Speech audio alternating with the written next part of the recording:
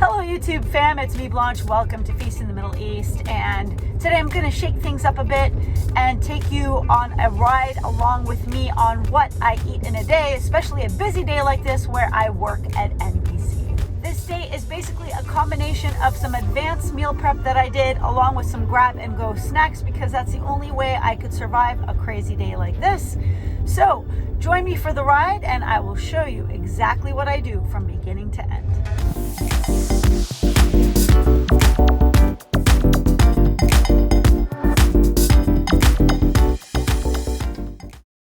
Okay, just got up to get my son ready for school, and it is getting darker and darker every morning. It's getting tougher and tougher to get out of bed, but we're going to seize the day. And I usually like to seize the day with a cup of Oats tea, which is an Arabic style tea.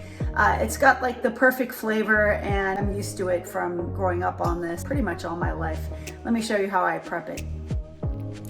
Oats tea is a black Ceylon tea that has been popular in the Arab world for decades, and I love it with fresh mint and a couple of organic stevia drops, which I get from Trader Joe's. The warming cardamom flavor is perfect for fall and really wakes up all of my senses. Okay, just had my tea. After I drop off my son, we're heading over to the gym. I usually work out fasted, so the night before I'll have some extra carbs. That'll be the glycogen I need to fuel my workout. If I eat breakfast and then go in for a hard workout, I will feel really nauseous. So for me, fasted workouts are the way to go, but I know it's not for everyone. All right, so I just dropped off my son at school and I'm still heading over to the gym. Even though my time is limited, I need the gym like I need brushing my teeth. It gives me energy and really sets my day on the right track.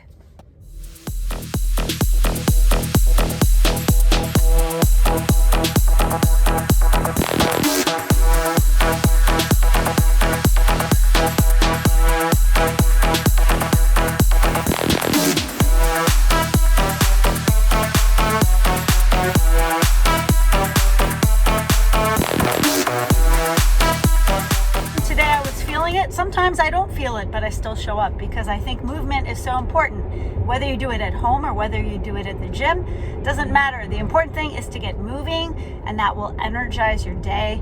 And the way I roll is I'm all about progressive overload. So if I can't add more weight to make my workout more challenging, then I'll do more reps. I have a bunch of salted caramel pumpkin overnight oats waiting for me in the mornings this week.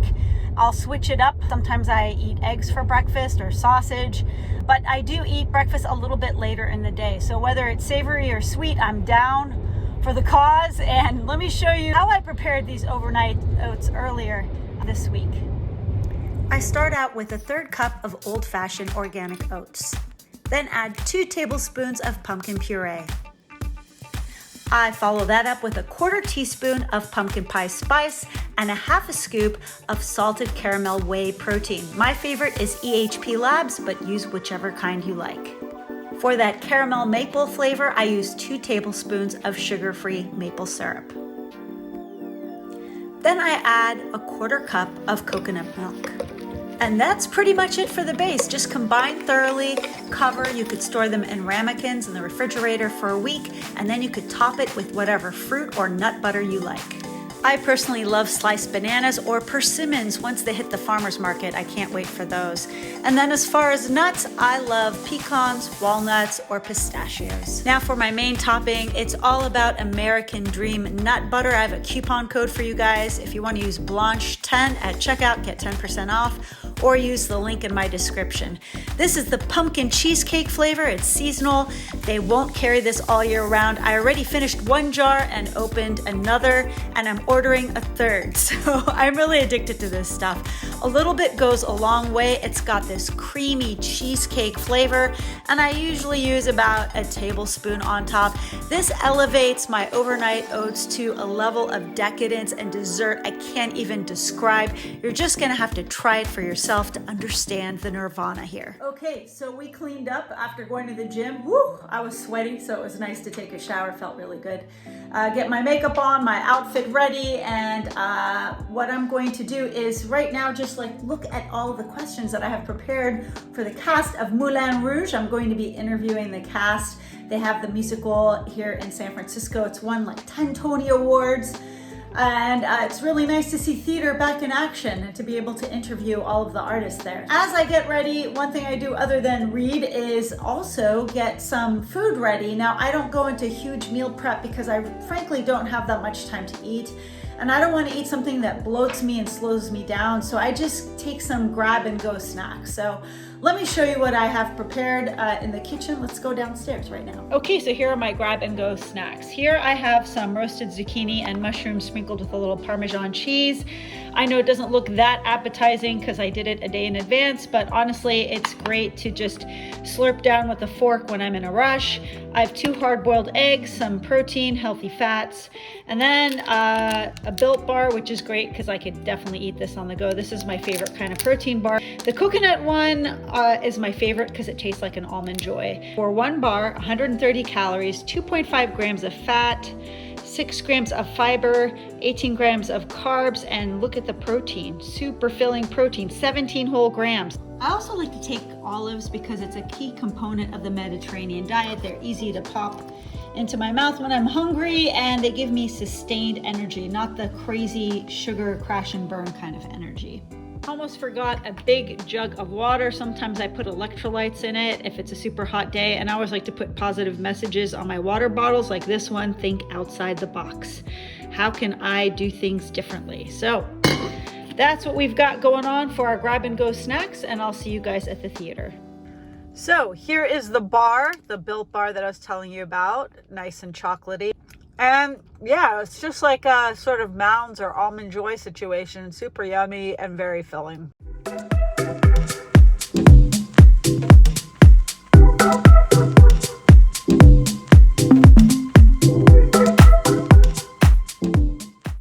This is where the media gets a sneak peek of some of the performances. We get to check out some of the scenes from the Moulin Rouge, and then we get to interview the cast. So this is my favorite part.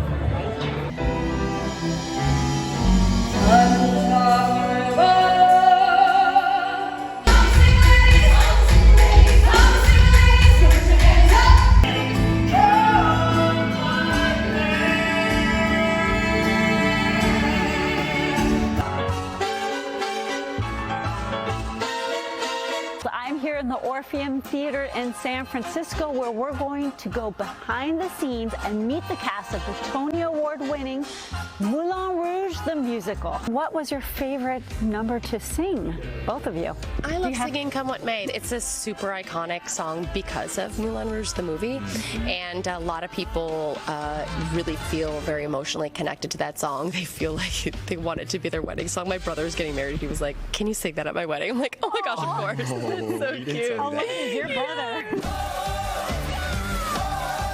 Great to meet you, Austin. I know that you play the key character who actually runs the Moulin Rouge. Can you tell me about your experience playing him? Yeah, so I've always admired Jim Broadbent, who played Harold Ziedler.